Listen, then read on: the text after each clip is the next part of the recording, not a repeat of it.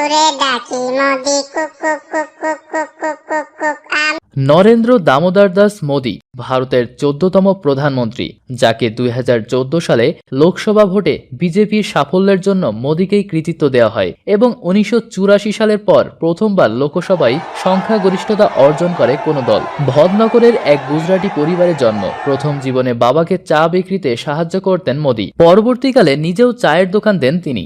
৮ বছর বয়সে আরএসএস এর সঙ্গে পরিচয় হয় মোদির এবং পরবর্তী সময়ে এই সংগঠনের সঙ্গে দীর্ঘ পথ চলেন তিনি, আর সেখান থেকেই বনে গেছেন ভারতের মতো একটি রাষ্ট্রের প্রধানমন্ত্রী।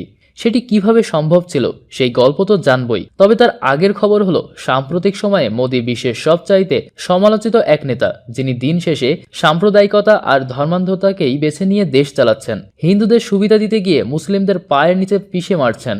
সম্প্রতি তিনি এমনও বলে ফেলেছেন যে কুকুর মারলে কষ্ট পেলেও মুসলিম মারলেও কষ্ট পাবেন না, যার কারণেই কাশ্মীরে মুসলিমদের প্রতি তার সরকারের অমানবিক নির্যাতনেও তার কিছুই যায় না। যাই হোক, সেই সব কথা পরে জানাবো। তার আগে চলুন জেনে নিই চাওয়ালা থেকে তার প্রধানমন্ত্রী হবার গল্প।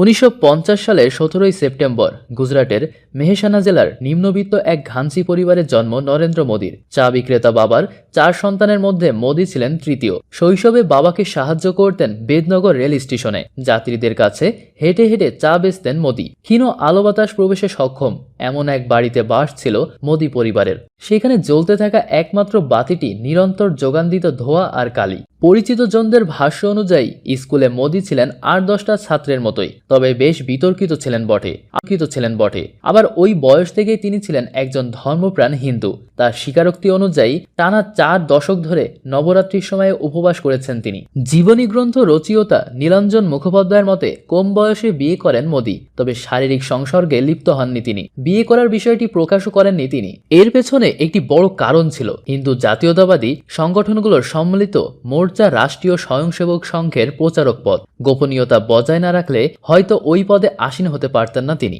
স্কুলে পড়ার সময় মোদির অর্চনার বিষয়টি অনেকের নজরে আসে। তিনি প্রায় পরিবার থেকে বেরিয়ে দূরে নির্জন স্থানে গিয়ে উপাসনা করতেন। কখনো তাকে দেখা যেত হিমালয়ে গিয়ে উপাসনা করতে।